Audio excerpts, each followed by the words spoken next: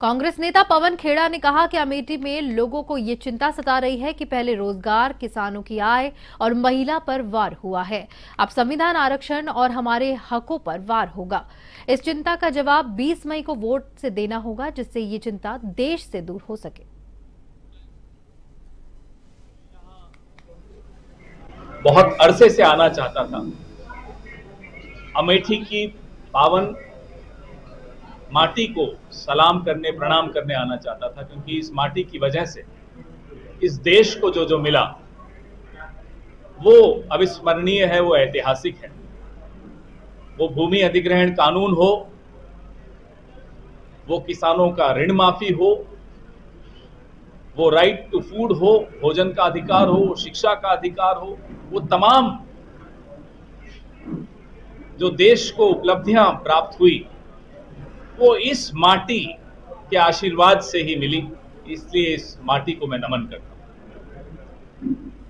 हर 5 साल में जब चुनाव होते हैं तो हम और आप वोट देते हैं कुछ उम्मीदों के साथ। कुछ मन में एक आशा होती है कि अब ये जो हम वोट दे रहे हैं ये एक निवेश कर रहे हैं और इस निवेश का अगले 5 सालों में कुछ फल आएगा। हमने देखा 10 साल आपने एक सरकार देखी, भारतीय जनता पार्टी की सरकार चल रही है इस देश में 10 साल से। जिन उम्मीदों से आपने वोट दिया, जिन आकांक्षाओं से आपने वोट दिया, अब जांचने का वक्त है, तोलने का वक्त है, मोल भाव करने का वक्त है कि साहब पहले ये बताइए कि 10 साल में हमारी आकांक्षाओं का क्या हुआ। फिर तो ये वोट मांगने आए आपके पास, फिर से वोट मांगने आए, अपना बही खाता न दिखाएं और फिर से जुमलों में उलझाएं। अमेठी के लोग यह बर्दाश्त नहीं करेंगे कि साहब केंद्र में 10 साल से आपको बैठा रखा। वोट आप विकास के लिए दें और बदले में आपको विनाश मिले, वो कंबल का कारखाना हो, वो संजय गांधी अस्पताल हो, बंद कर दिया जाए, फूड पार्क की स्थिति, तो सवाल उठाना जायज है और सवाल उठाना हम सबका हक भी है। आज देश के नौजवानों की क्या स्थिति है, क्योंकि अमेठी पूरे देश का भविष्य तय करता आया है, तो अमेठी के लोग भी ये देख रहे हैं कि देश के किसानों की क्या स्थिति है, जवानों की क्या स्थिति है, महिलाओं की क्या स्थिति है।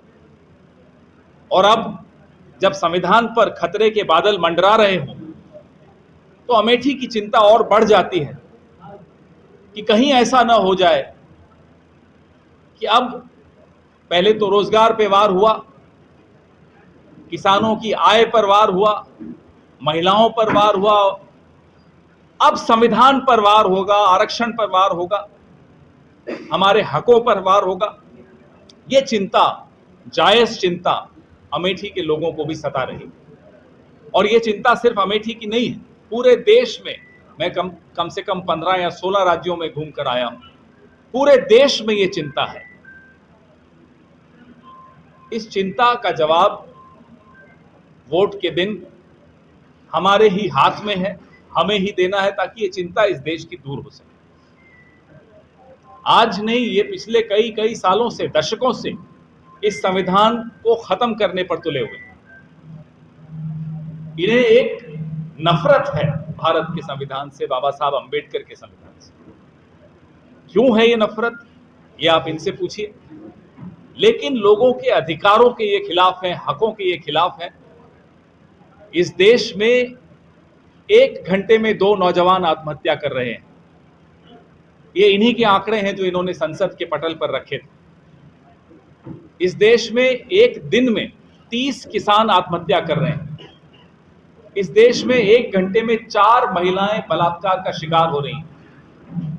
उस देश में ये चाहते हैं कि हम सवाल न पूछें इनसे बही खाता न मांगे, इनसे पूछें नहीं कि साहब ये क्या हाल बना रखा है देश में। ये सवालों से डरते हैं।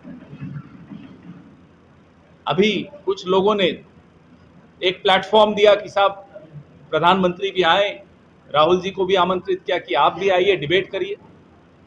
वो बुद्धिजीवी वर्ग के लोग हैं, वो किसी पार्टी से संबंधित नहीं है।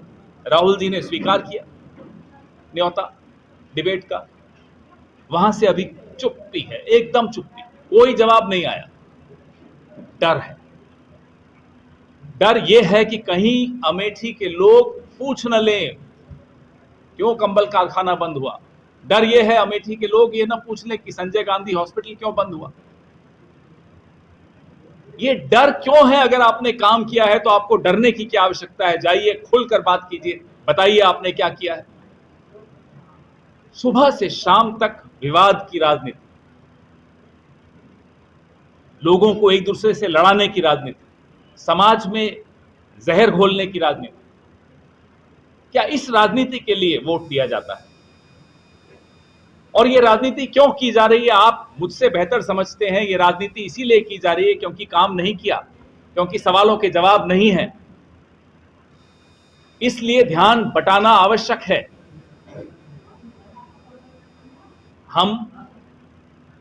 हमारे नौजवान नेता श्री राहुल गांधी ने भारत जोड़ो यात्रा निकाली थी, आपके यहां से भी गुजरी थी वो यात्रा। फिर भारत जोड़ो न्याय यात्रा हुई। 11,000 किलोमीटर की यात्रा में जो संवाद स्थापित किया राहुल जी ने और हमारे नेताओं ने, हमारे अध्यक्ष मल्लिकार्जुन खड़गे साहब ने, प्रियंका दीदी ने, जो संवाद स्थापित हुआ लोगों से, उससे निकलकर हमारा न्याय पत्र आया, हमारा मैनिफेस्टो आया, हमारी गारंटीज आई। और कल हमारे राष्ट्रीय अध्यक्ष मल्लिकार्जुन खड़गे साहब ने एक घोषणा की, बड़ी महत्वपूर्ण घोषणा की, कि अब जब हम जीतेंगे तो 10 किलो अनाज हम देंगे। ये स्थिति पैदा हुई है इस देश में कि ये आवश्यक हो गया है। 10 किलो अनाज हम लोगों में बांटेंगे हर महीने।